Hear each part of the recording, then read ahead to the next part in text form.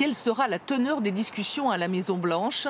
Des informations ont été livrées par Donald Trump lui-même. Pour lui, l'Ukraine ne doit pas récupérer la Crimée ni adhérer à l'OTAN.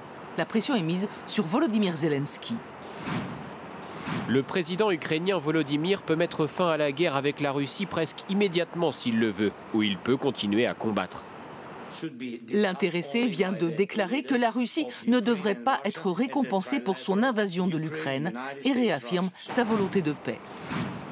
Nous avons tous le profond désir de mettre fin à cette guerre rapidement et de façon fiable. Et la paix doit être durable. En février dernier, le président ukrainien avait été reçu à la Maison-Blanche, mais très vite, la rencontre avait tourné au fiasco et à l'humiliation.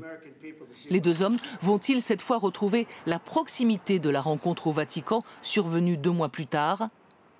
Aujourd'hui, pour faire face à Donald Trump, Volodymyr Zelensky sera accompagné de plusieurs dirigeants européens, dont Emmanuel Macron.